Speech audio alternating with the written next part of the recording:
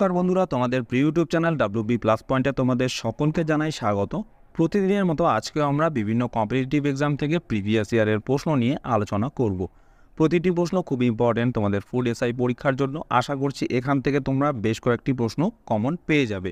তো এর আগেও আমাদের অনেক ক্লাস হয়ে গেছে, সেই ক্লাসগুলো তোমরা ডেসক্রিপশনে দেওয়া প্লেলিস্টে গিয়ে দেখে নিতে পারো, তাতে তোমাদের আরও ভালো করে প্র্যাকটিস হয়ে যাবে। তো আজকের ক্লাসটা প্রথম থেকে শেষ পর্যন্ত মনোযোগ সহকারে দেখো। তো আজকে আমাদের প্রথম প্রশ্ন হচ্ছে, কত খ্রিস্টাব্দে দাদন প্রথা প্রত্যাহার করা হয়েছিল? তো সঠিক অ্যান্সার হচ্ছে 1753 সালে হচ্ছে দাদন প্রথা প্রত্যাহার করা হয়েছিল। তো দাদন প্রথাটি কী ছিল? তো দাদন কথাটির অর্থ হচ্ছে অগ্রিম। রায়তি চাষ বা দাদনী চাষ বা বে এলাকা চাষ পদ্ধতিতে জমিতে নীল চাষের জন্য কৃষকদের বিঘা প্রতি 2 টাকা অগ্রিম বা দাদন দেওয়া হতো। এই প্রথাই দাদনী প্রথা নামে পরিচিত ছিল। নেক্সট প্রশ্ন, সামুদ্রিক অ্যাসিড কোনটিকে বলা হয়? এটাও খুব ইম্পর্টেন্ট প্রশ্ন। তো সামুদ্রিক অ্যাসিড বলা হয় হচ্ছে HCl-কে, অর্থাৎ হাইড্রোক্লোরিক অ্যাসিডকে। তো হাইড্রোক্লোরিক অ্যাসিডের আরেক নাম হচ্ছে মিউরিয়েটিক অ্যাসিড বা সামুদ্রিক অ্যাসিড, এটা ভালো করে মনে রাখবে। নেক্সট প্রশ্ন, কাঁকড়া বিছার রেচনাঙ্গের নাম কি? তো কাঁকড়া বিছার রেচনাঙ্গের নাম হচ্ছে, মনে রাখবে, কক্সাল গ্রন্থি। আর এই ম্যালপিজিয়ার নালিকা, এটা হচ্ছে আরশোলা রেচনাঙ্গের নাম। আর তোমরা কমেন্টে জানাবে যে এই নেফ্রিডিয়া এটা কার রেচনাঙ্গ, এটা তোমরা কমেন্টে জানাবে। নেক্সট, রণথম্বর কি? তো রণথম্বর হচ্ছে, মনে রাখবে, একটা হচ্ছে রাজপুত দুর্গ। তো রাজপুর এই দুর্গের নাম অনুসারেই হচ্ছে রণথম্বর যে ন্যাশনাল পার্ক যেটা রাজস্থানে রয়েছে, সেটার নামকরণ এই রণথম্বর এই রাজপুত দুর্গর নাম থেকেই করা হয়েছে। নেক্সট প্রশ্ন, ক্যাশ রিজার্ভ রেশিওর ওপর বাণিজ্যিক ব্যাংকগুলি কিভাবে সুদ পেয়ে থাকে? তো এখানে খুব ইম্পর্টেন্ট প্রশ্ন এটা। তো ক্যাশ রিজার্ভ রেশিওর ওপর বাণিজ্যিক ব্যাংকগুলি কোনো সুদই পায় না। অপশন ডি হয়ে যাবে সঠিক অ্যান্সার, 0%। এটা খুব ইম্পর্টেন্ট, ভালো করে মনে রাখবে। তো ক্যাশ রিজার্ভ রেশিও এর উপর ব্যাংক কোনো প্রকার সুদ অর্জন করতে পারে না। নেক্সট, নীতি আয়োগ গঠিত হয় কিসের ফলে? তো মনে রাখবে, নীতি আয়োগ গঠিত হয়েছিল হচ্ছে কেন্দ্রীয় ক্যাবিনেটের সিদ্ধান্তের ফলে। আর মনে রাখবে, নীতি আয়োগের যে বর্তমান যে প্রধান হচ্ছে প্রধানমন্ত্রী। নেক্সট, গোদাবরী কোন ধরনের নদী? অনুগামী, পরবর্তী, পূর্ববর্তী নাকি এদের কোনোটিই নয়? তো মনে রাখবে, গোদাবরী হচ্ছে এক প্রকার অনুগামী নদী। তো গোদাবরী নদী দক্ষিণ ভারতের একটি দক্ষিণ পূর্ব বাহিনী নদী। এই নদীর অববাহিকা ভারতের বৃহত্তম নদী অববাহিকার মধ্যে অন্যতম। মহারাষ্ট্র রাজ্যের নাসিক জেলার ত্রম্বকে এই নদীর উৎপত্তি হয়েছে। নেক্সট প্রশ্ন, একটি পার অক্সাইড হলো, অর্থাৎ অপশনগুলির মধ্যে কোনটা পার অক্সাইড? তো সঠিক অ্যান্সার হচ্ছে BaO2, অর্থাৎ বেরিয়াম অক্সাইড, এটা হচ্ছে একটা পার অক্সাইড। তো যেসব অক্সাইডে সাধারণ অক্সাইডের তুলনায় অক্সিজেনের পরিমাণ বেশি থাকে তাদের পার অক্সাইড বলে। যেমন হচ্ছে হাইড্রোজেন পার অক্সাইড H2O2, বেরিয়াম পার অক্সাইড BaO2, সোডিয়াম পার অক্সাইড Na2O2 ইত্যাদি। ধাতব পার অক্সাইডগুলি লঘু অ্যাসিডের সঙ্গে বিক্রিয়ায় হাইড্রোজেন পার অক্সাইড উৎপন্ন করে। নেক্সট প্রশ্ন, মাদ্রাজে রায়তওয়ারি বন্দোবস্ত কে প্রচলন করেছিলেন? খুব ইম্পর্টেন্ট প্রশ্ন। তো মাদ্রাজে রায়তওয়ারি বন্দোবস্ত প্রচলন করেছিলেন হচ্ছে টমাস মুনরো। তো রায়তওয়ারি বন্দোবস্ত হলো ব্রিটিশ ভারতের এক ধরনের জমি রাজস্ব ব্যবস্থা বা সিস্টেম। রায়তওয়ারি বন্দোবস্ত চালু করেছিলেন স্যার টমাস মুনরো। এই পদ্ধতিতে সরাসরি কৃষকদের থেকে রাজস্ব আদায় করা হতো। এই কৃষকদের রায়ত বলা হতো, তাই এই ব্যবস্থা রায়তওয়ারি বন্দোবস্ত নামে পরিচিত। খুব ইম্পর্টেন্ট, ভালো করে মনে রাখবে। তো রায়তওয়ারি ব্যবস্থা কে প্রচলন করেছিলেন? Thomas Munro. নেক্সট প্রশ্ন, লোকসভার কোনো সদস্যের সাংসদ পদে থাকার অযোগ্যতা সংক্রান্ত সিদ্ধান্তগুলি কে নিয়ে থাকেন? তো লোকসভার যে কোনো সদস্যের সাংসদ পদ থাকার অযোগ্যতা সংক্রান্ত সিদ্ধান্তগুলি নিয়ে থাকেন হচ্ছে লোকসভার স্পিকার। নেক্সট প্রশ্ন, 12 নম্বর থেকে 35 নম্বর ধারাতে অবস্থিত মৌলিক অধিকারগুলি সংশোধন করা যেতে পারে, সংশোধন করা যেতে পারে না পারে, ন্যায়সঙ্গত নয়, নাকি উপরে কোনোটি নয়? তো সঠিক অ্যান্সার হয়ে যাবে 12 নম্বর থেকে যে 35 নম্বর ধারাতে অবস্থিত যে মৌলিক অধিকারগুলি রয়েছে এগুলো হচ্ছে সংশোধন করা যেতে পারে। তো 1973 সালে কেশবানন্দ ভারতী বনাম কেরালা রাজ্য সরকার মামলায় সুপ্রিম কোর্ট রায় দেয় যে পার্লামেন্ট সংবিধানের মৌলিক অধিকারগুলিকে পরিবর্তন করতে পারবে, কিন্তু সংবিধানের মৌলিক কাঠামোর কোনো পরিবর্তন করতে পারবে না। এটা কিন্তু খুব ইম্পর্টেন্ট, এই লাইনটা ভালো করে মনে রাখবে। সংবিধানের কোনো মৌলিক কাঠামোর পরিবর্তন করা যাবে না। নেক্সট, র্যাডক্লিফ লাইন কোন দুটি দেশের মধ্যে অবস্থিত? তো র্যাডক্লিফ লাইন হচ্ছে, মনে রাখবে, ভারত এবং পাকিস্তানের মধ্যে অবস্থিত। তো র্যাডক্লিফ লাইন বা র্যাডক্লিফ রেখা হলো ব্রিটিশ ভারতের পাঞ্জাব প্রদেশ ও বেঙ্গল প্রেসিডেন্সিকে বিভাজন করে নবগঠিত ভারত ও পাকিস্তানের সীমানা নির্ধারণকারী রেখা। এটি এই রেখার পরিকল্পনার সারি স্যার শেরিল র্যাডক্লিফ নামে নামাঙ্কিত। নেক্সট, সংবিধানের 23 নম্বর ধারা অনুযায়ী নিচের কোনটি নিষিদ্ধ করা হয়নি? তো সংবিধানের 23 নম্বর ধারা অনুযায়ী হচ্ছে জনগণের উদ্দেশ্যে যে বাধ্যতামূলক পরিষেবা, এটা নিষিদ্ধ করা হয়নি। নেক্সট দেখো, সংবিধানের 23 নম্বর ধারায় বলা হয়েছে যে বল প্রয়োগ দ্বারা পরিশ্রম করানো, মানুষ ক্রয় বিক্রয়, বেকার খাটানো বিশেষ দণ্ডনীয় অপরাধ, অর্থাৎ নাগরিকের ওপর শোষণ হচ্ছে নিষিদ্ধ করা রয়েছে এই 23 নম্বর ধারা, এটা মনে রাখবে। নেক্সট, এখানে এইভাবে প্রশ্নটা আসতে পারে যে সংবিধানের কত নম্বর ধারায় নাগরিকের উপর শোষণ নিষিদ্ধ করা হয়েছে? তো অ্যান্সার হয়ে যাবে সংবিধানের 23 নম্বর ধারা অনুসারে। নেক্সট প্রশ্ন, একটি সংবিধান সংশোধনকারী বিল সংসদের উভয় পক্ষে পাশ হওয়ার পর রাষ্ট্রপতি হচ্ছে কি করতে পারেন? সম্মতি প্রদানে বাধ্য থাকবেন। অর্থাৎ একটি সংবিধান সংশোধনী বিল যদি সংসদে উভয় পক্ষে, অর্থাৎ লোকসভা এবং রাজ্যসভা দুই পক্ষে যদি পাস হয়ে যায়, তাহলে রাষ্ট্রপতি সেটা সম্মতি দিতে বাধ্য থাকবেন। নেক্সট প্রশ্ন, খুব ইম্পর্টেন্ট প্রশ্ন। তো একটা প্রশ্নের মধ্যে 3টা প্রশ্ন হয়ে যাচ্ছে এই প্রশ্নটাতে, খুব ইম্পর্টেন্ট। তো বর্তমানে ভারতীয় সংবিধানে কতগুলি তফসিল, কতগুলি পার্ট এবং কতগুলি ধারা রয়েছে? তো সঠিক অ্যান্সার হয়ে যাবে বর্তমানে ভারতীয় সংবিধানে হচ্ছে, মনে রাখবে, 12টি তফসিল, 25টি পার্ট এবং 448টি ধারা রয়েছে। এবং আগে, অর্থাৎ আগে ছিল হচ্ছে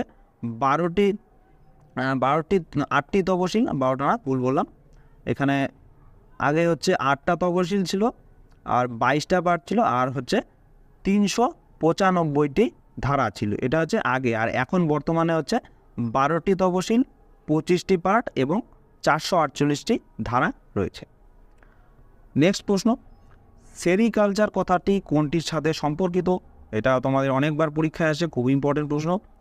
তো সেরিকালচার কথাটি হচ্ছে, মনে রাখবে, রেশম চাষের সাথে সম্পর্কিত। আর মৎস্য চাষ হচ্ছে, মনে রাখবে, পিসিকালচারকে বলা হয় মৎস্য চাষ, আর এপিকালচারকে বলা হয় মৌমাছি চাষ। নেক্সট, ভারতের কেন্দ্রশাসিত রাজ্যের মধ্যে সর্বাধিক সাক্ষরতার হার রয়েছে কোন রাজ্যে?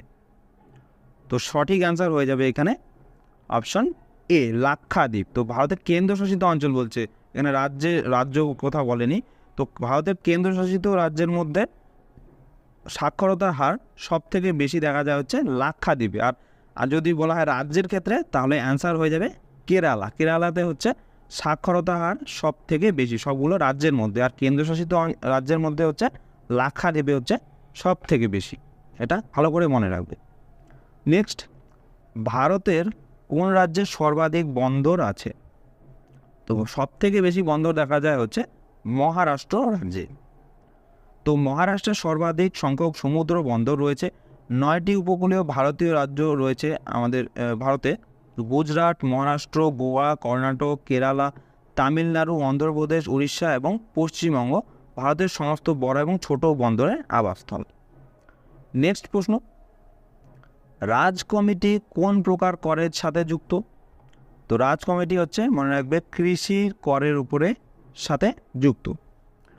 নেক্সট, কোন সংবিধান সংশোধনী আইন সিকিমকে ভারতের একটি পূর্ণাঙ্গ রাজ্যে পরিণত করেছে? খুব ইম্পর্টেন্ট প্রশ্ন। তো সিকিমকে ভারতের পূর্ণাঙ্গ রাজ্যে পরিণত করেছে হচ্ছে 36তম সংবিধান সংশোধনী আইন, যেটা 1975 সালে পাস হয়েছিল। নেক্সট, স্বাস্থ্য বিমার সাথে কোনটি যুক্ত নয়? তো স্বাস্থ্য বিমার সাথে এলআইসি, ইউটিআই, এসটিসি এগুলো সবই যুক্ত, একমাত্র জিআইসি এটা হচ্ছে যুক্ত নয়। কারণ এটা হচ্ছে, মনে রাখবে, জিআইসি হচ্ছে একটি হাউজিং ফাইন্যান্স লিমিটেড, অর্থাৎ হাউজিং অর্থাৎ বাড়ি বানানোর সময় যে লোন দেওয়া হয় সেটাতে এটা সাহায্য করে, এটা স্বাস্থ্য বিমা না। নেক্সট, নিচের কোনটি মুদ্রাস্ফীতি নিয়ন্ত্রণের জন্য সঠিক হবে? তো মুদ্রাস্ফীতি নিয়ন্ত্রণ করতে হচ্ছে বিনিময় হার নিয়ন্ত্রণ করতে হবে, তাহলে মুদ্রাস্ফীতি নিয়ন্ত্রণ করা যাবে। তো মুদ্রাস্ফীতি প্রধানত দুটি কারণে হয়ে থাকে, চাহিদাজনিত আর মূল্যজনিত। উভয়ই কোনো দেশের অর্থনীতিতে মূল্যবৃদ্ধির জন্য সমানভাবে দায়ী, তবে ভিন্নভাবে কাজ করে। যখন কোনো পণ্যের চাহিদা গ্রাহকদের কাছে বাড়ে তখন চাহিদাজনিত কারণে মূল্যবৃদ্ধি ঘটে। অন্যদিকে পণ্যের সরবরাহ ব্যয় বেড়ে গেলে মূল্যজনিত মূল্য বৃদ্ধি হয়ে থাকে। নেক্সট, ভারতীয় সংবিধানের কোন ধারায় বলা হয়েছে যে রাষ্ট্রীয় অর্থানুকূল্যে যেসব শিক্ষা প্রতিষ্ঠানগুলি পরিচালিত হয়ে থাকে সেখানে কোনো ধর্মীয় শিক্ষা প্রদান দেওয়া যাবে না? খুব ইম্পর্টেন্ট প্রশ্ন, সংবিধান থেকে খুব ইম্পর্টেন্ট প্রশ্ন এটা। তো সঠিক অ্যান্সার হয়ে যাবে এখানে অপশন ডি, 28 নম্বর সংবিধান সংশোধন অনুসারে হচ্ছে, অর্থাৎ রাষ্ট্রীয় অর্থানুকূলে যেসব শিক্ষা প্রতিষ্ঠান, অর্থাৎ সরকারের সাহায্যে যেসব শিক্ষা প্রতিষ্ঠানগুলিতে শিক্ষা দেওয়া হয় সেই শিক্ষা প্রতিষ্ঠানগুলিতে কোনো প্রকার ধর্মীয় শিক্ষা প্রদান দেওয়া যাবে না, এটা 28 নম্বর সংবিধানের ধারায় বলা হয়েছে। নেক্সট, সিপাহী বিদ্রোহকে ভারতের প্রথম স্বাধীনতা যুদ্ধ বলে কে অভিহিত করেছেন? এটা কিন্তু খুব ইম্পর্টেন্ট প্রশ্ন, প্রতিবার পরীক্ষায় আসে। তো সিপাহী বিদ্রোহকে ভারতের প্রথম স্বাধীনতা যুদ্ধ বলেছিলেন হচ্ছে ভি.ডি. সাভারকর, অর্থাৎ বিনায়ক দামোদর সাভারকর বলেছিলেন সিপাহী বিদ্রোহকে ভারতের প্রথম স্বাধীনতা যুদ্ধ। তো সাভারকর 1902 সালে ভারতীয় স্বাধীনতার যুদ্ধের ইতিহাস বইটি লিখেছিলেন এবং প্রথম লেখক ছিলেন যিনি বিদ্রোহটিকে স্বাধীনতার প্রথম যুদ্ধ হিসেবে বর্ণনা করেছিলেন। নেক্সট প্রশ্ন, চম্বল উপত্যকা অঞ্চলে কি দেখা যায়? চম্বল উপত্যকা অঞ্চলে দেখা যায় হচ্ছে ব্যাডল্যান্ড। নেক্সট প্রশ্ন, শবরীগিরি কোন রাজ্যে অবস্থিত? তো এই শবরগিরি হচ্ছে, মনে রাখবে, কেরালা রাজ্যে অবস্থিত। নেক্সট, র্যাফটিংয়ের জন্য কোন নদী পৃথিবী বিখ্যাত? এই যে এখানে ছবিতে দেখতে পাচ্ছ এটাকে বলা হয় র্যাফটিং। তো এই র্যাফটিংয়ের জন্য কোন নদী বিখ্যাত? তো সঠিক অ্যান্সার হয়ে যাবে এটা অপশান এ, রঙ্গিত নদী হচ্ছে র্যাফটিংয়ের জন্য বিখ্যাত। তো রঙ্গিত নদী হচ্ছে সিকিমের দক্ষিণ অংশ এবং কালিম্পংয়ের প্রবাহিত একটি নদী, এটি তিস্তা নদীর একটি উপনদী। রঙ্গিত নদী পশ্চিম সিকিম জেলার হিমালয় অংশে উৎপত্তি লাভ করেছে। নদীটি জোরেথাং, পেনলিং এবং লেগশিপ শহরগুলোর নিকট দিয়ে প্রবাহিত হয়েছে। তো মনে রাখবে রঙ্গিত হচ্ছে তিস্তা নদীর একটি উপনদী, এটা মনে রাখবে, পরীক্ষায় আসতে পারে তোমাদের। নেক্সট, রানা প্রতাপ সাগর কোন রাজ্যে অবস্থিত? তো রানা প্রতাপ সাগর বাঁধটি হচ্ছে, মনে রাখবে, রাজস্থান রাজ্যে অবস্থিত। তো রানা প্রতাপ সাগর বাঁধ তৈরি হয়েছে চম্বল নদীর ওপরে, এটাও ভালো করে মনে রাখবে। তো রানা প্রতাপ সাগর কোন নদীর ওপর তৈরি হয়েছে? চম্বল নদীর ওপরে। এটি রাজস্থান রাজ্যে অবস্থিত এবং এটি 1970 সালে চালু হয় এবং এটি 172 মেগাওয়াট শক্তি উৎপন্ন করতে সক্ষম।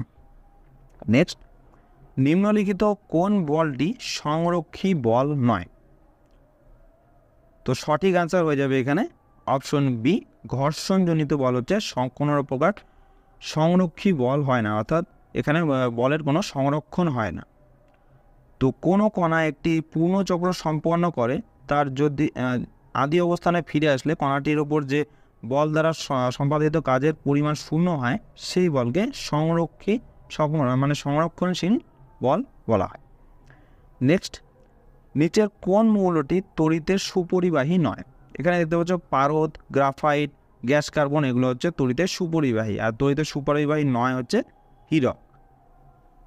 যেসব পদার্থের মধ্যে দিয়ে তড়িৎ আধানযুক্ত কণা খুব সহজেই চলাচল করতে পারে তাদের তড়িৎ পরিবাহী বা সুপরিবাহী বলে।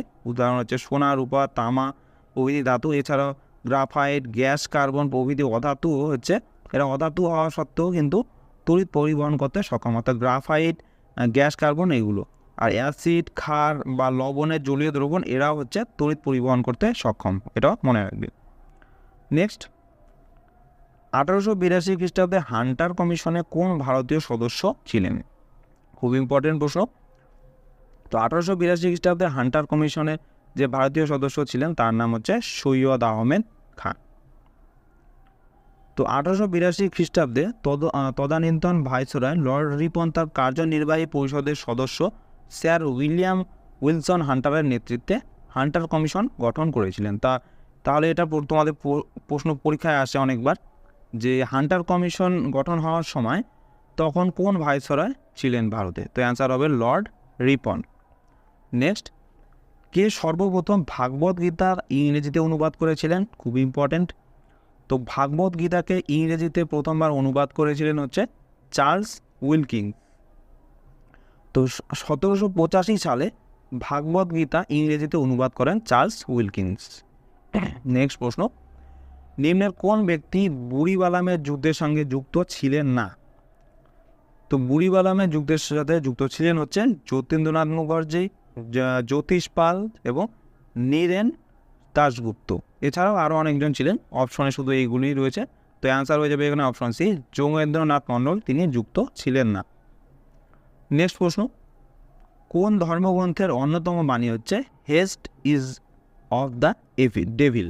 Heist is of the devil, এটা হচ্ছে মনে রাখবে কোরআনের অন্যতম বাণী। নেক্সট প্রশ্ন, child is the father of man, এটি কার উক্তি? তো child is the father of man এই উক্তিটি হচ্ছে Tolstoy, Leo Tolstoy.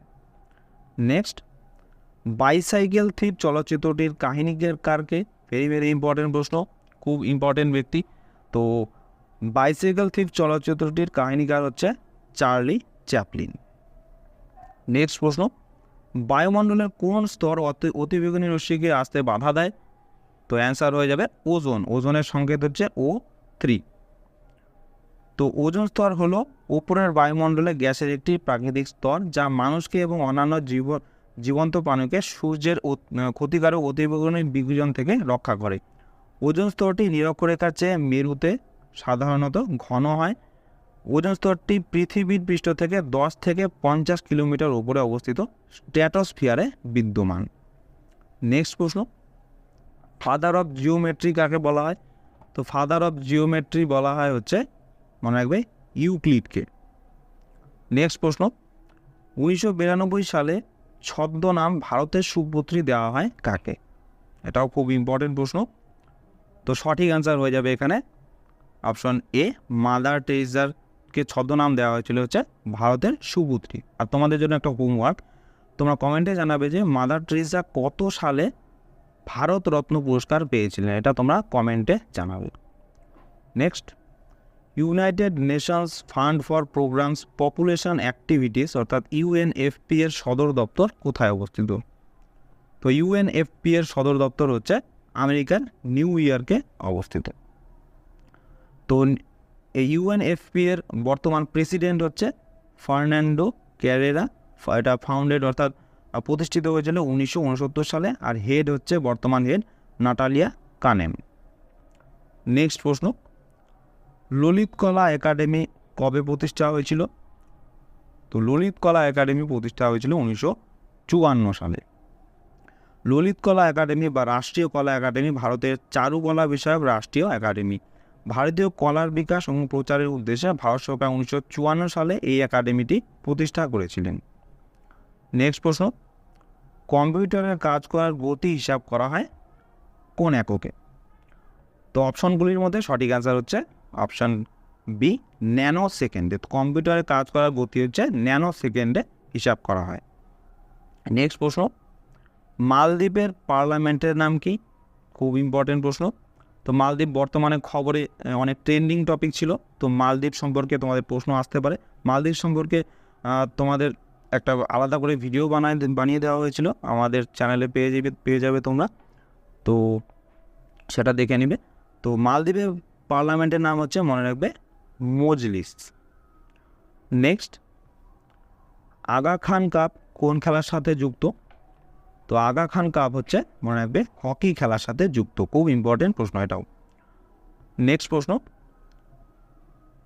রুনগ্রান্ডো May Day stadium কোন দেশে এটা অবস্থিত? খুব ইম্পর্টেন্ট একটা স্টেডিয়াম। তো রুনগ্রান্ডো মে ডে স্টেডিয়ামটি হচ্ছে মনে রাখবে উত্তর কোরিয়াতে অবস্থিত। তো এশিয়ার সব থেকে বড় স্টেডিয়াম হলো উত্তর কোরিয়ার রাংগ্রাডো মে ডে স্টেডিয়াম। এটি উত্তর কোরিয়ার রাজধানী পিয়ংইয়ংয়ের রাংরা দ্বীপে অবস্থিত। 1989 সালের 1 মে এটি আনুষ্ঠানিকভাবে উদ্বোধন করা হয়। নেক্সট প্রশ্ন, ক্যানন কোন খেলার সাথে যুক্ত? তো ক্যানন কথাটি হচ্ছে মনে রাখবে বিলিয়ার্ড বা স্নুকার্স খেলার সাথে যুক্ত। নেক্সট প্রশ্ন, সম্প্রতি সমকামিতাকে বৈধ হিসেবে স্বীকৃতি দিল কোন দেশের সুপ্রিম কোর্ট? এটাও খুব ইম্পর্টেন্ট। তো ভারতের প্রতিবেশী দেশ শ্রীলঙ্কা হচ্ছে সম্প্রতি সমকামিতাকে বৈধ হিসেবে স্বীকৃতি দিল। নেক্সট প্রশ্ন, Droupadi Murmu from tribal hinterlands to Raisina Hills শিরোনামে বইটি কে লিখলেন? ভেরি ভেরি ইম্পর্টেন্ট বই, এটা তোমাদের কিন্তু আসতে পারে পরীক্ষায়। তো এই বইটি লিখেছেন হচ্ছে কস্তুরী রায়। অপশন এ হচ্ছে সঠিক অ্যান্সার। এই যেখানে দেখতে পাচ্ছ কস্তুরী রায়, এটা হচ্ছে দ্রৌপদী মুর্মুকে নিয়ে লেখা তার বই। নেক্সট প্রশ্ন, কোন দেশে সিতুয়ে পোর্ট চালু করেছে ভারত? এটাও খুব ইম্পর্টেন্ট। তো সঠিক অ্যান্সার হয়ে যাবে অপশন এ, মায়ানমারে হচ্ছে ভারত সিতুয়ে পোর্ট চালু করেছে। তো সিতুয়ে বন্দর বঙ্গোপসাগরের তীরে মায়ানমারের রাখাইন রাজ্যের রাজধানী সিতুয়েতে অবস্থিত, যা 2016 সালে ভারত দ্বারা নির্মিত একটি গভীর সমুদ্র বন্দর। নেক্সট প্রশ্ন, আজকের ক্লাসের লাস্ট প্রশ্ন, মায়ামি F1 গ্র্যান্ড প্রিক্স জিতলেন কোন দেশের racing car driver max Verstappen? তো এখানে প্রশ্নতে জিজ্ঞাসা করা হয়েছে যে ম্যাক্স ভার্স্টাপেন কোন দেশের খেলোয়াড়? তো অ্যান্সার হয়ে যাবে ডাচ, বেলজিয়ামের খেলোয়াড় তিনি। তো ম্যাক্স এমিলিয়ান ভার্স্টাপেন হলেন একজন বেলজিয়ান এবং ডাচ রেসিং ড্রাইভার, যিনি ফর্মুলা 1-এ প্রতিদ্বন্দ্বিতা করেছেন, যেখানে তিনি 2021, 22 এবং 2023-এ বিশ্ব চ্যাম্পিয়ন হয়েছেন। তো বন্ধুরা, এই ছিল আজকে আমাদের লাস্ট প্রশ্ন। তোমাদের কেমন লাগলো অবশ্যই কমেন্ট করে জানাবে। ভালো লেগে থাকলে অবশ্যই একটি লাইক করবে এবং চ্যানেলে নতুন হয়ে থাকলে চ্যানেলটিকে অবশ্যই সাবস্ক্রাইব করে রাখবে এরকম আরও ক্লাসের জন্য। তো তোমাদের সাথে দেখা হচ্ছে নেক্সট ক্লাসে। ধন্যবাদ।